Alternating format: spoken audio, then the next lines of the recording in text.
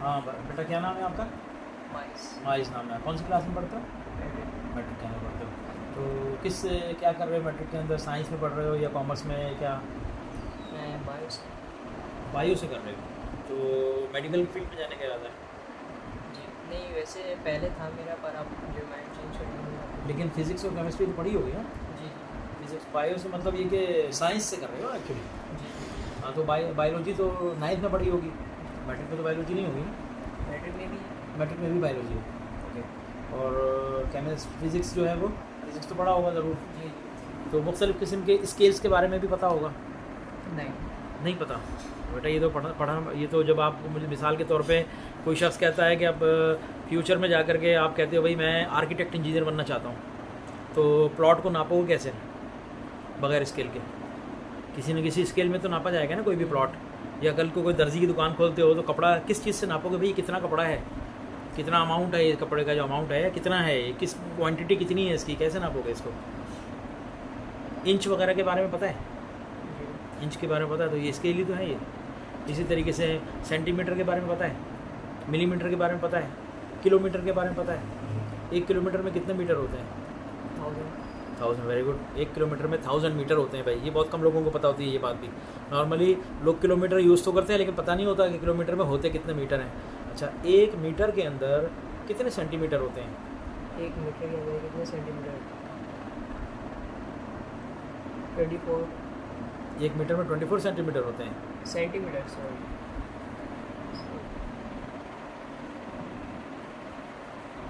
नहीं।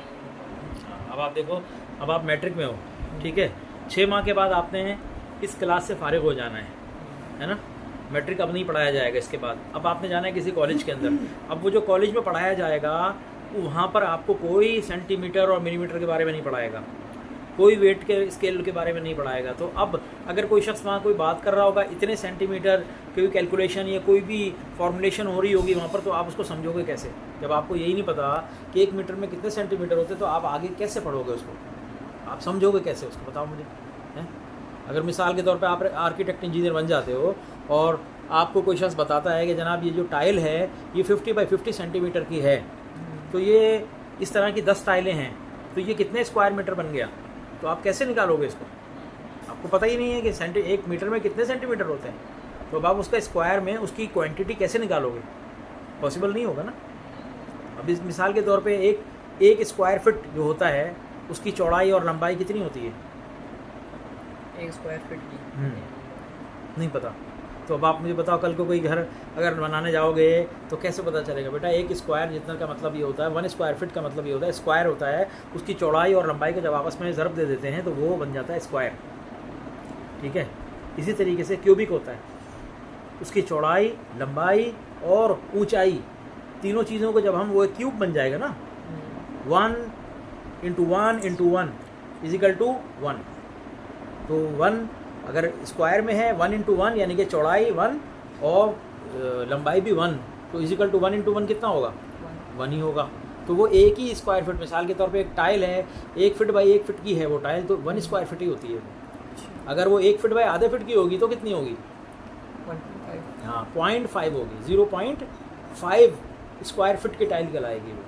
इसी तरीके से जब हम सेंटीमीटर में जाएंगे, जब हम मिसाल के तौर पर टाइल तो मिलीमीटर में भी हम नाप सकते हैं और सेंटीमीटर में भी नाप सकते हैं, लेकिन जब हम उसको परचेज़ करने जाएंगे तो वो नॉर्मली मार्केट में मीटर के हिसाब से मिलती है, सेंटीमीटर के हिसाब से नहीं मिलती।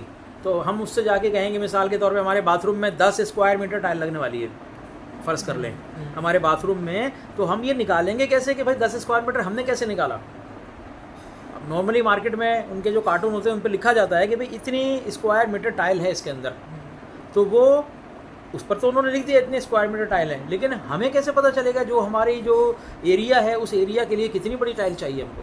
ये तो मैं एक अभी चले कंस्ट्रक्शन की फील्ड के हवाले से बात कर रहा हूँ। इसी तरीके से कल को फ़र्ज़ कर लें आपने लोहे की कोई चीज़ बनानी है और आपको लोहे की शीट ख़रीदनी थी, फ़र्ज़ कर लें, तो आपको तो कुछ ना कुछ साइज़ तो चाहिए होगा। आप परचेजिंग करोगे ना जाके मार्केट से कहीं से कुछ चीज़, तो वो कैसे करोगे जब आपको साइज़ ही नहीं पता होगा? बस स्केल ही की इंट्रोडक्शन नहीं है हमारे सामने, हम उसी में क्लियर नहीं, कन्फ्यूज़ हैं, तो हम तो आगे नहीं चल सकते। तो ये बेसिक है, और अगर इससे आगे कुछ पढ़ाया जाएगा तो वो समझ ही नहीं आएगा, ठीक है। तो बेटा इसीलिए तो मैंने जो पिछली अपनी वीडियो थी उसके अंदर भी कहा था कि स्केल को समझना नहायत ज़रूरी है। जब तक आप स्केल नहीं समझेंगे, इससे अगली चीज़ें आपको हरगिज़ समझ में नहीं आएंगी। हाँ, तो बेटा अभी देखें, जिस तरीके से अभी हमने बात की थी कि 1 मीटर में आपको सेंटीमीटर नहीं पता था, तो मैं आपको बता देता हूँ 1 मीटर में 100 सेंटीमीटर होते हैं और 1 मीटर के अंदर 1000 मिलीमीटर होते हैं, 1000 मिलीमीटर होते हैं 1 मीटर के अंदर। मिली इसी को ही कहते हैं, मिलीमीटर जो है वो कहते ही, जैसे मिली लीटर कहते हैं तो इसका मतलब क्या होता है, 1 लीटर के अंदर 1000 मिली लीटर हैं। इसी तरीके से 1 मीटर के अंदर 1000 मिलीमीटर हैं, ठीक है। इसी तरीके से हम जब कहते हैं किलोग्राम, तो 1 किलो के अंदर 1000 किलोग्राम हैं, 1000 ग्राम्स हैं उसके अंदर 1 किलोग्राम में, ठीक है। तो इसी तरीके से हम कोशिश करेंगे कि आपको जैसे आज हमने एक सिर्फ मीटर के बारे में समझा है थोड़ा सा, और मैं इंशाल्लाह कोशिश करूंगा कि इसको अगली वीडियो के अंदर अपनी फ़िज़िकली आपको मैं मीटर दिखा करके और उसको स्केल पर दिखा कर आपको और ड्रॉ करके भी कुछ दिखा दूं उसमें, शायद कि ये इतना मिलीमीटर होता है और ये सेंटीमीटर होता है और ये मीटर होता है इसके अंदर, ठीक है। जज़ाकल्लाह खैर, अस्सलाम वालेकुम। चलें, इस हमारे चैनल को सब्सक्राइब करें और इसी तरह की वीडियोस देखने के लिए हमारे चैनल को जो है वो बेल आइकन को ज़रूर दबाएं और जो है लाइक कीजिए हमारे चैनल को, ताकि दूसरे लोगों को भी, और शेयर करें इसको ताकि दूसरे बच्चों तक भी ये चीज़ें पहुंच सकें जो किसी वजह से उन तक नहीं पहुंच सकें। जज़ाकल्लाह खैर, अस्सलाम वालेकुम रहमतुल्लाहि व बरकातहू।